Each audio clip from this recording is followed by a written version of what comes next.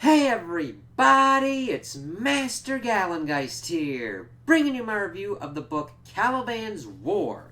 And I really fucking enjoyed this. This is the second book in the Expanse series by James S.A. Corey, and damn, it's ever since Game of Thrones with the Song of Ice, A Song of Ice and Fire, I've taken more of a kind of book by book approach to authors' works because you never know when you're going to get to a point where you're like, I'm not just into what's going on.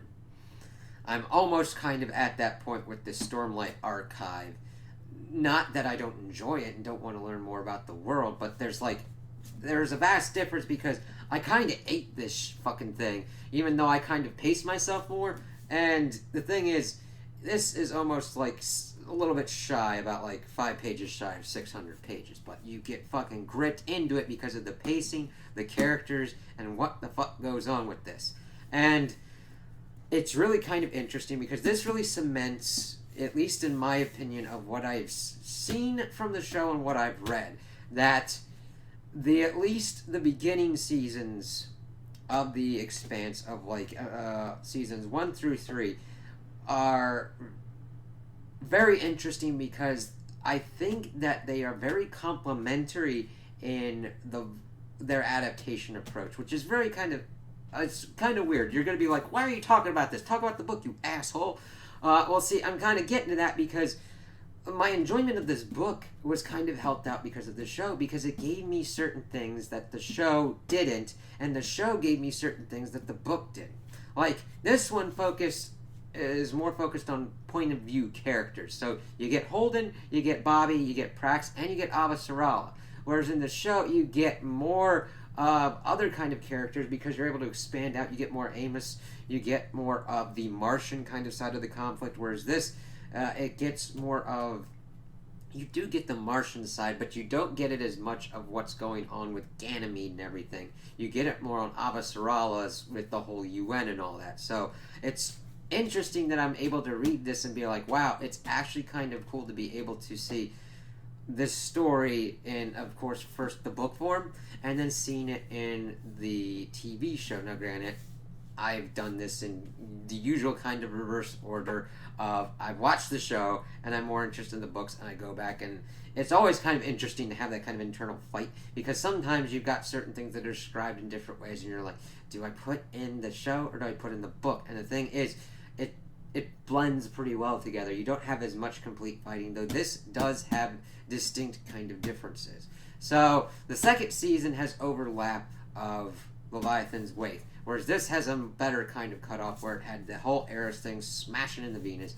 This deals with the kind of fallout, and it's very interesting because I didn't really even kind of pick it up because there wasn't as sharp a delineation in the show as there was between the books, because the first book deals with a missing daughter, and the second book's central premise is, of course, a missing daughter as well. Prax's daughter, May.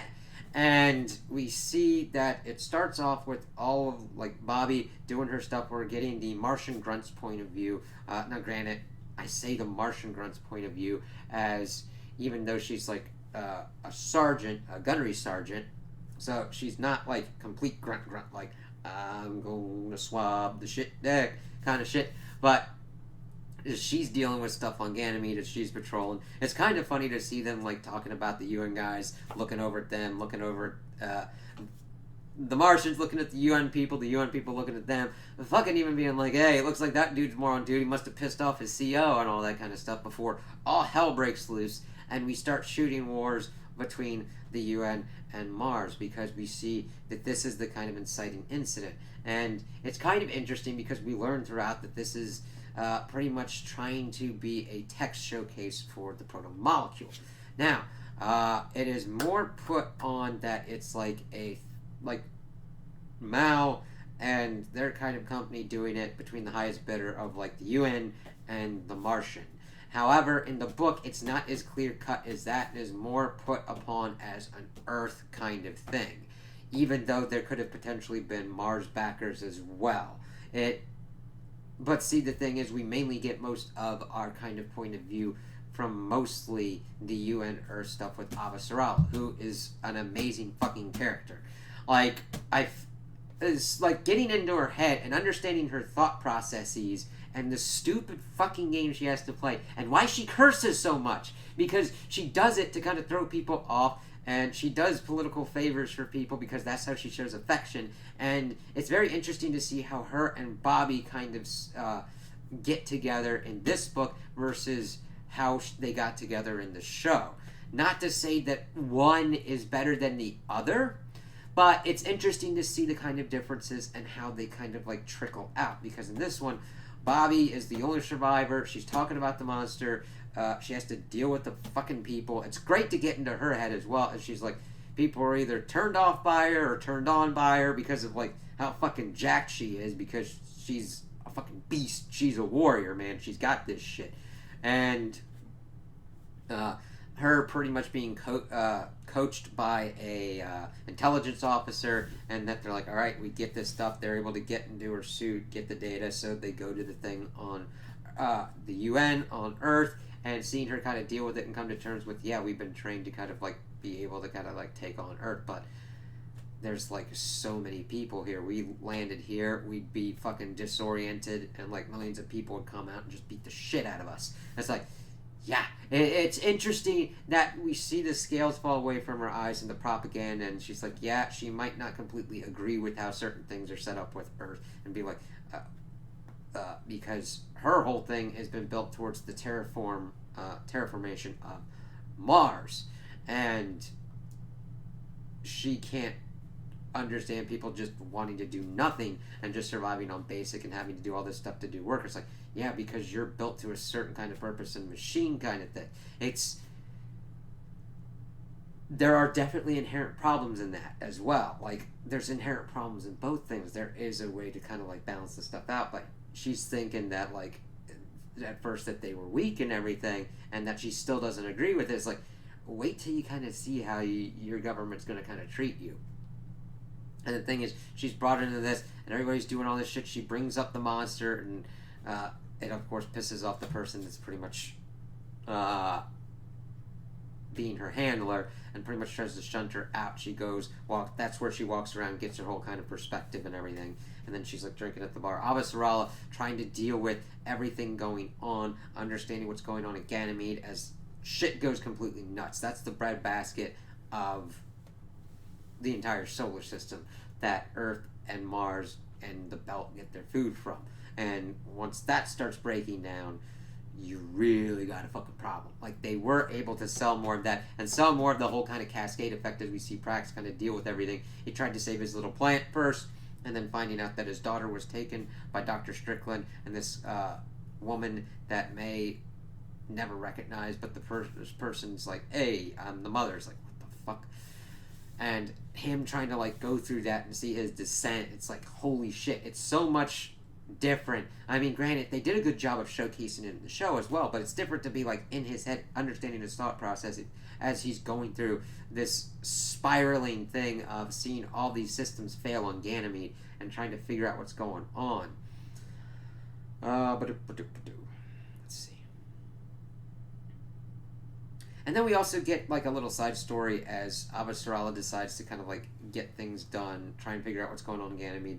And she offers employment to Bobby because she's pretty much like, I'm done, they're going to drum me out or whatnot. And then having this whole thing, figuring out that the person that she's got, Soren, has been pretty much spying for Admiral Nugent and all that kind of shit that entails an Ehrenreich as they're trying to do their Kabbalah shit with doing the proto-molecule and all that. It's like, as she's trying to focus on, hey, there's something fucking going on Venus. Like, vast structures, energy fluctuations, because we start seeing that, like, it has, like, a network that's able to communicate across vast distances because the monster blew the fuck up, and that resulted in an energy spike on Venus, and Avasarala is like, I love that there's, like, gets to a one line where she's talking about this with Bobby, and it's like, listen, there's an asteroid coming. Why don't the two factions, if you're on that planet, work together? Why would one try and take out the other? So that way you'd have, like, a strength position. It's like, that's why we'd be fucking wiped out. It's like, no, granted, you do get to a point where you're able to fucking strong arm a stupid bastard because you're fucking around with something that you don't understand. Now, granted, there are better ways to do that. I mean, safer ways than, like, I don't know, child soldier experiments are not fucking safe and fucking stupid, and just being like, hey, let's take immunocompromised children, put this fucking thing in it, and put a bomb in it, so if it goes nutty doo out, we can just blow it the fuck up. Woohoo! No, you goddamn asshole, fuck nutty Nazi ass bastards. Fuck that shit.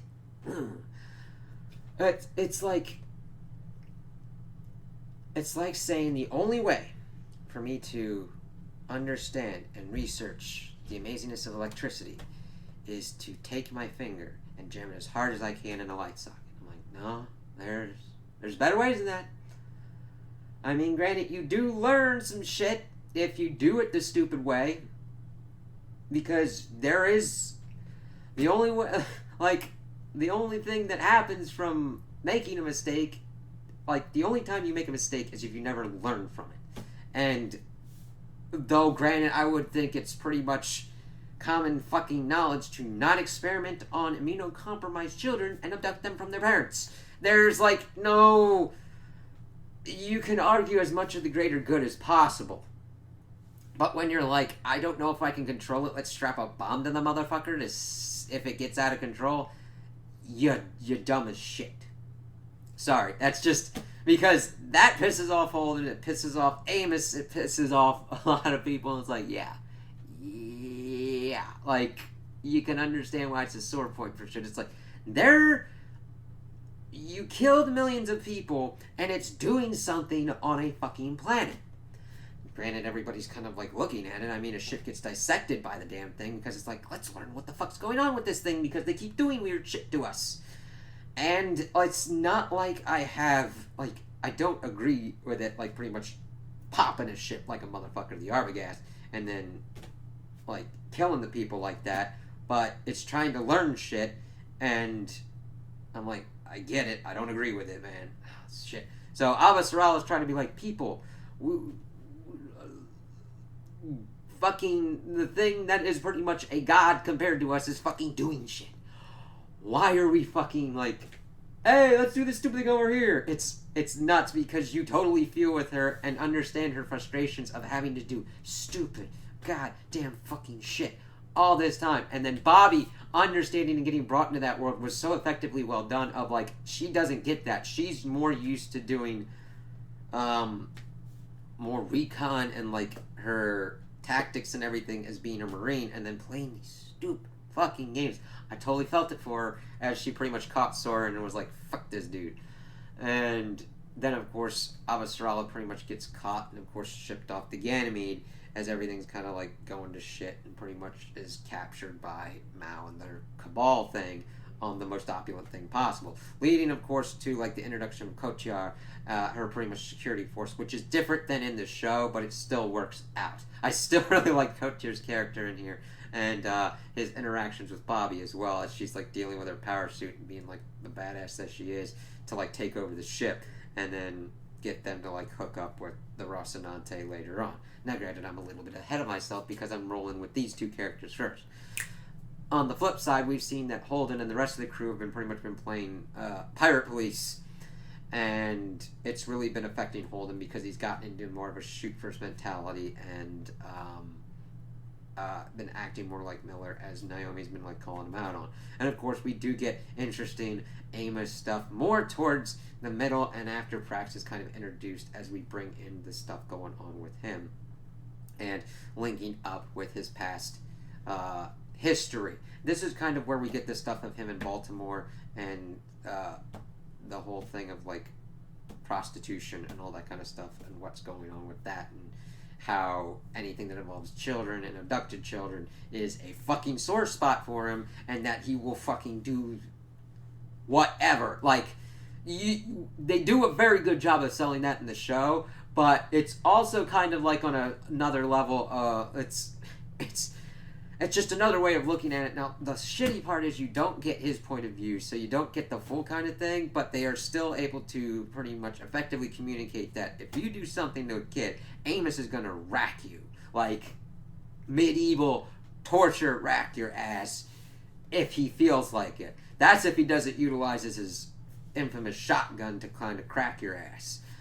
So, they're dealing with all that.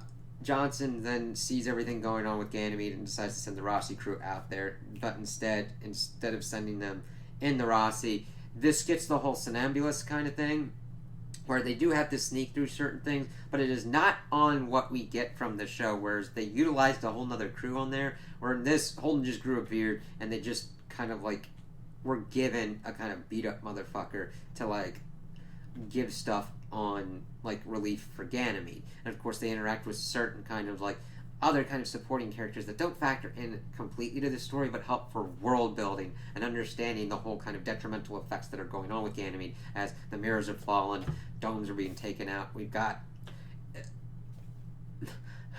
this, like, I gotta explain this to you, but with the cascading effect, there are people on Ganymede that are hungry and they've got food, but they're like food that's like marked for other corporations, like Mao, Jules Pierre Mao's corporation, and they were just going to take it. I mean, granted, I understand having paid for it, but like, do you know the insane PR just like giving them the food of, look, listen, I understand you made this for us, and this is going to be troubling, but like, feed your people. It's like,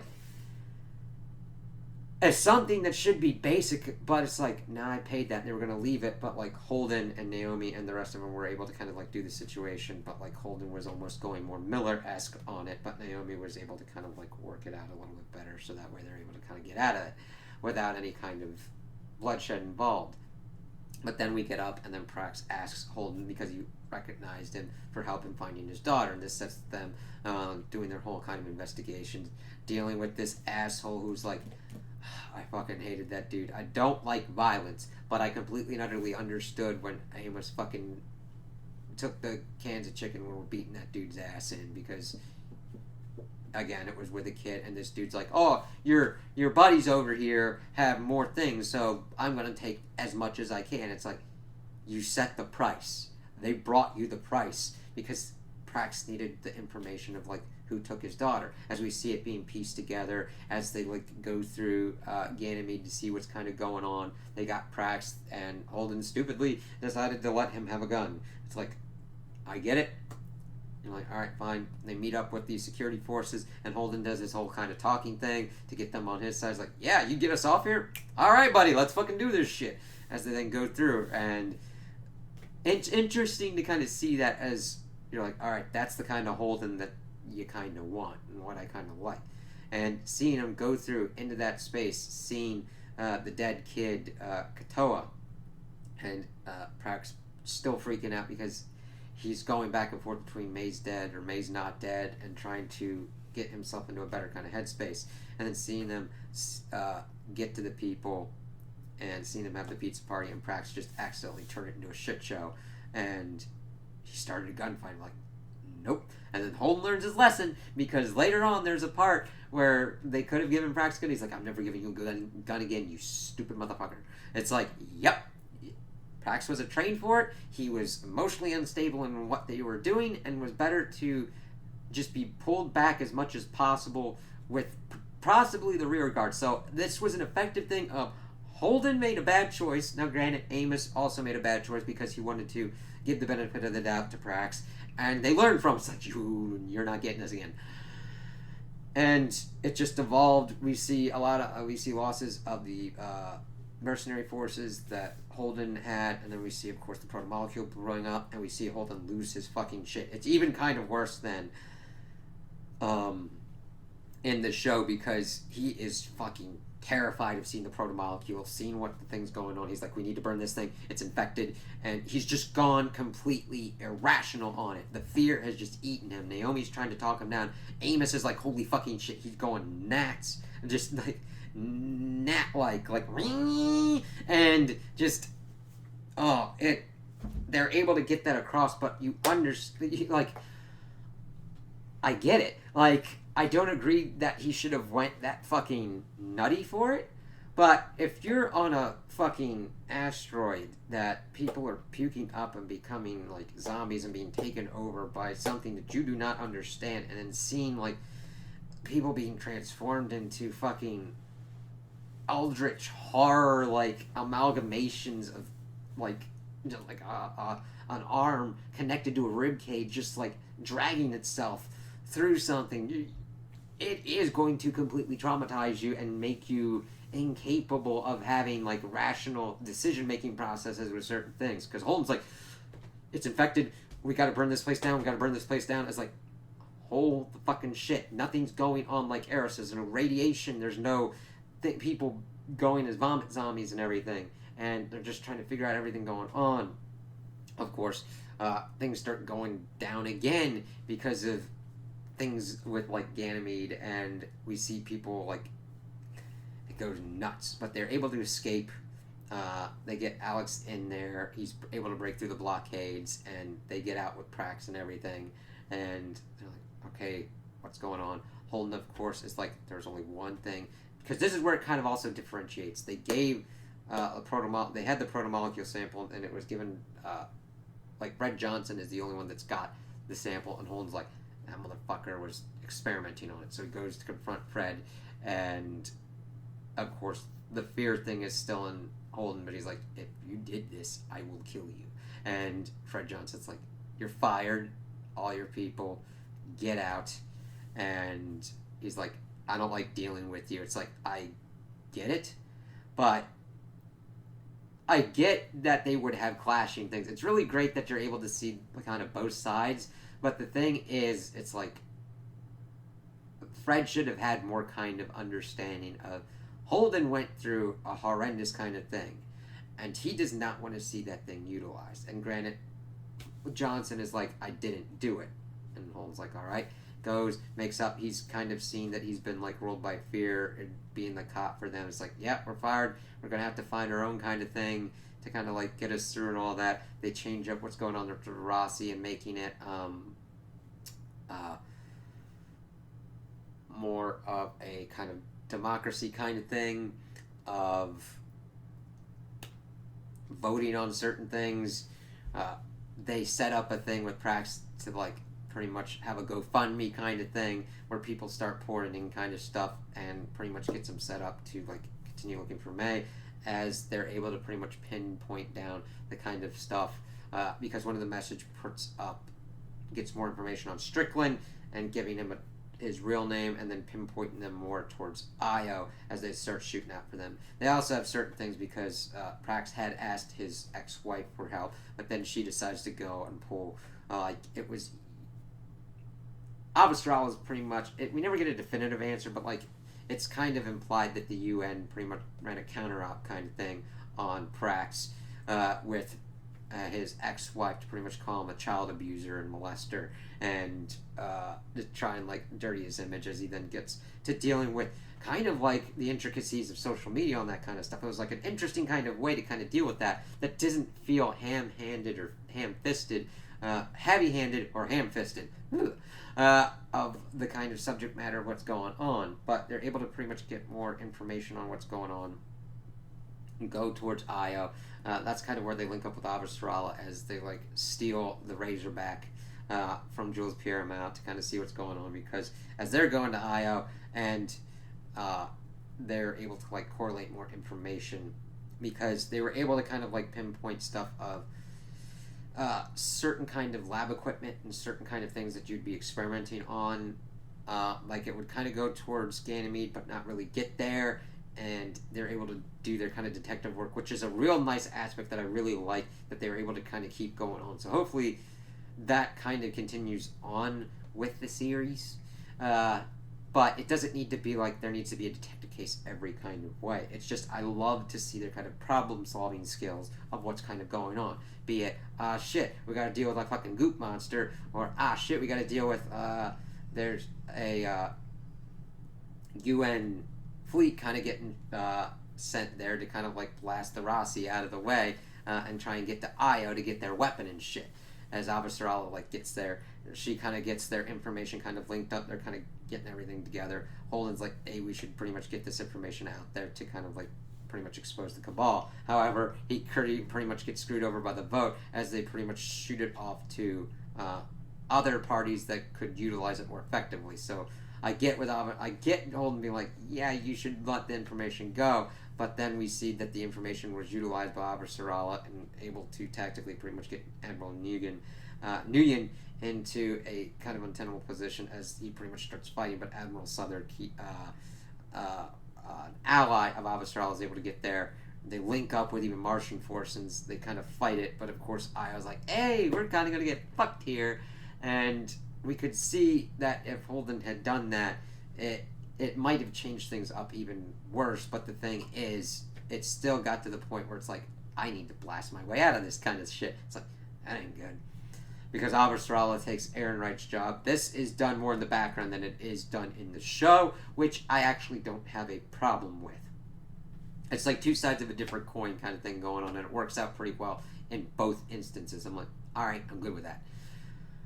And then, of course, I was like, hey, we're going to blast out all these proto-molecule things. And it's like, oh, shit. And it kind of changes up again because we get Bobby, Amos, and Prax sent down to the IO facility to search for May and the kids. And Holden goes off to Admiral Nguyen's ship to kind of get the coordinates of the proto-molecule hybrids that have been blasted out. It's like over 200 of them. Because Nguyen's like, get me out of here! And it's like, you're probably infected or whatnot, and it's going to be hard to kind of like do that, because Officer was like, no. So Holden's like, hey, I was on there, I could be more irradiated, I got this shit. And everyone's like, don't do this, but he's like, I'm the only one that can. So he gets his little adventure through there, shoots Nguyen, gets the coordinates, they're able to pretty much track them for what's going on. Bobby gets down there and fights the protomolecule creature. Oh, I forgot to tell you, there was also the stowaway protomolecule creature as was going on Ganymede, and that was a pretty good and interesting fight because it gave them more information about the whole kind of proximity bomb and everything, and them understanding that they would beat out of their constraints of whatever they were able trying to do on the protomolecule, and it would go towards more of its original programming, as they gave it pretty much a bait thing to blast it in the radiation of their drive. So it's like, alright, that got burnt to a crisp. That was important because that helped give them the information that they were able to kind of correlate together to understand what was kind of going on with their experiments on the proto-molecule, and also give Bobby an understanding of what was going on as she's able to have her suit kitted back out. Holden's able to get her a gun again for her arm mounted gun with like incendiary rounds, and she's able to more effectively fight the protomolecule creature as we see it kind of doing stuff. And we see Venus is still doing its shit as it's learning more information of what's going on, to even where it's the point it's like, I get what these people are, what's a threat to me and what's not. Let's see, Amos and Prax had their little jaunt. Like, Holden got back to the ship pretty well, nothing too bad. It was sad to see one of the people that he did find that wasn't infected did get infected and stayed behind to blow up the ship. As after Holden got off of it. But we see Bobby have a really good fight, and she's like, wow, she's pretty much going down there to die, and trying to figure out what she was kind of do afterward. As after everything settled down, she's decided she's pretty much going to go back to Mars, visit with her father and her family, and kind of see what's going on. Even though Avasarala was like, yeah, take your time, she would like to employ her again. So it kind of links up more to what we see later on in like the TV show. But we see that like Prax and Amos have their adventure as they kind of go through. They don't really encounter too much until they see Strickland kind of having a heated conversation with the lady that posed as May's mother, and he then shoots her in like the throat kind of region, and she dies. They really describe that kind of death pretty crazily, and it's just like, oh shit. And then Strickland tries to sweet talk his way out of it, but Amos isn't having any of that and blows his head off with a shotgun, as they're then able to Prax gets reunited with May, and it's really great. It's like, you really feel for him. And I mean, I felt for him in the show, but it's just like a whole kind of another level when you get the kind of level of detail that you're like, able to kind of like imagine it differently in your head as everything's kind of going on. So they get them on the ship. Bobby's able to help them, but she's got like the goop on her, so she jettisons her armor, which sucks, but hey, she did what she had to do. And they then decide to fly to Luna and then figure out what's going on. And it's really great because we see Avasarala kind of playing with May on the ship. We see Amos and Bobby essentially tossing her like a ball through like the gravity that they've got. And it just showed how kind of cool it was because Amos is a killer. And Bobby can kill when she wants to as well. And they're fine with the kid because the kid's alright, and they're like, yeah, it just brings out a good side of them. And then we see that they get to Luna. Holden's trying to talk his parents up to the scene, coming up to Luna to meet Naomi. And it's interesting because they have more medical kind of treatments to allow belters onto Earth that Naomi would have in the show, whereas they don't do that here in the book, and that if Holden did have children with Naomi, they would never know Earth because of how they would grow up differently physiologically in space. So that was an interesting thing of like, even though he knows that, he still wants to do that with Naomi, and then learning stuff of like the problems of trying to conceive in space was interesting as well, as they're like pretty much at this party where you got your scientists on one side, your politicians on the other, then you just got the Rossi crew mucking around. You got May is like, I don't like any of this food, does anybody have tofu? And dealing with all that was just great. It's just like, I just imagine the Rossi crew having a grand old time there, and Prax talking about his science and everything like that, and that Avasarala was like, shit, because they pretty much let him keep the money on what was going to do with the GoFundMe, and Avasarala was going to offer him the thing on Ganymede to like bring it back to like rebuild it. And I'm like, Avasarala, like, you don't get it. Money, I mean, granted, would have helped him, but that isn't like his primary motivation. Like, if you know that character, he's going to be like, yeah, I'd be fine with like doing that challenge and trying to rebuild it and do everything. And we learn that Prax does that. He's like, yeah, I'm going to accept that. And we see that Avasarala's like very worried about something, and then goes and they go across the hall, and we learn that whatever the protomolecule was doing on Venus is done with it and blasts off in this kind of like squid-like kind of fashion, like screwing up some ships and everything. And I'm like, what the fuck's going on now? And that Holden already has like a contract, and Avasarala was going to try and like lock him into a contract, which would have been nice, but he's like, I'm kind of done with government things, but we've got our own stuff lined up. And I don't think he would be adverse to working with Avasarala, even though they kind of would butt heads. They still have the same kind of goals, even though they go about them in different kind of ways. And we get the whole kind of cliffhanger of Detective Miller popping up, and it's like, oh shit.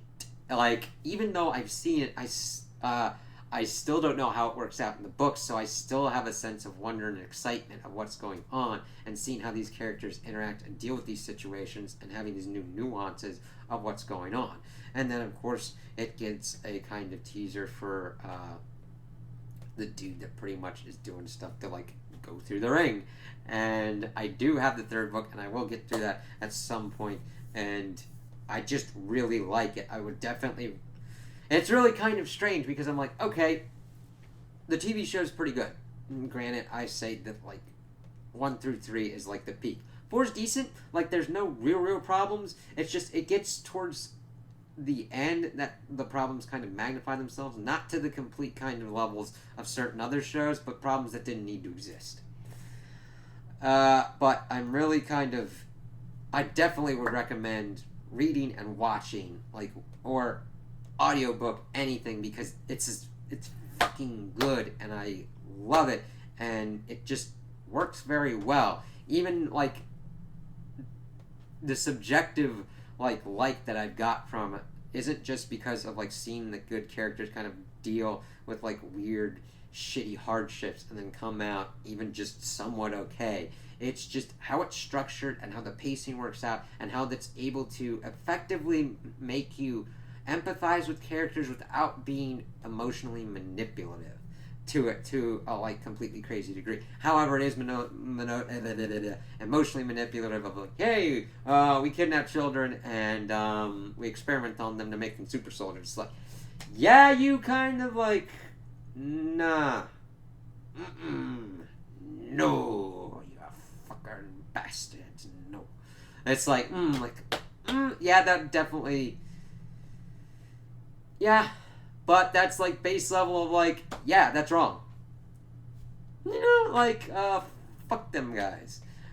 But it is cool to kind of see the difference. Like, I almost think that you really do need to watch and read or listen to the audiobooks for this to get a comprehensive kind of thing on it. Because you can be good with one, you can definitely be good with the other. But together, it kind of like works out pretty well to like help you fill in certain gaps, because it's kind of rare for that to be able to be done, because that was one of the strengths of early Game of Thrones as well, because again, you only got certain point of view characters, but there were certain things that they were able to extrapolate from that were never point of view characters that you're like, wow, this deepened my understanding of these characters or the lore, the world building. And that kind of happens in the Expanse TV show as well. So at this point, I'd be like, I'd recommend the first book, and I'd recommend the second book, and I'm like, I can't wait to see, hopefully, that I'd be able to recommend more of the books. It's just, I have to take that tactic, because there's certain points where I've, like, locked myself into certain things, and I'm just like, this ain't working out, man.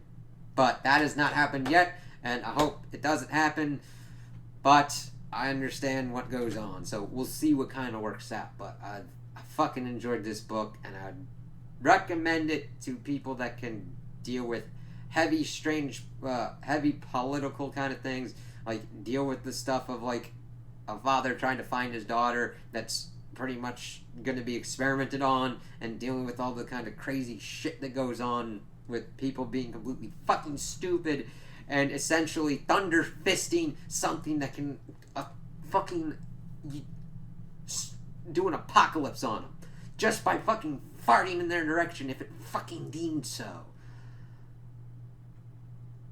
It's strange how the level of like stupidity and arrogance could just be like, I get it, but god, man.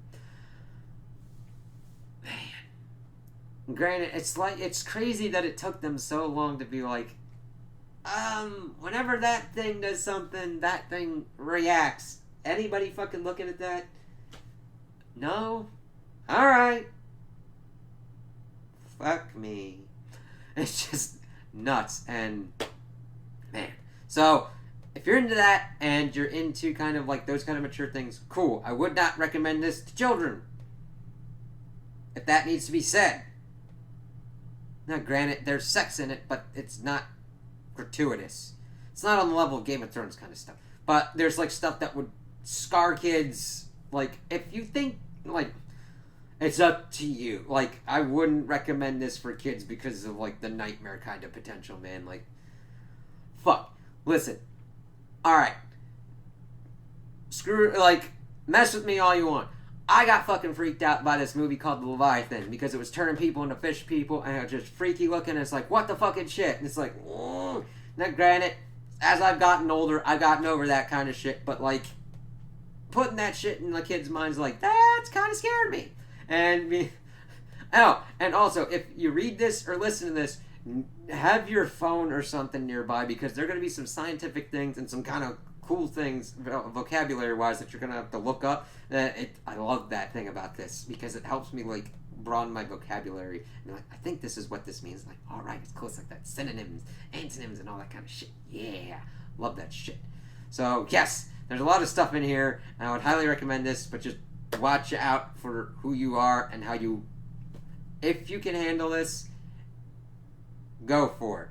If you find out that you are, like, not into it, no harm in stopping. You know what I mean? Like, sometimes you never know until you try it. And as long as you tried it and you learned it's not for you, that's cool, man. That's cool.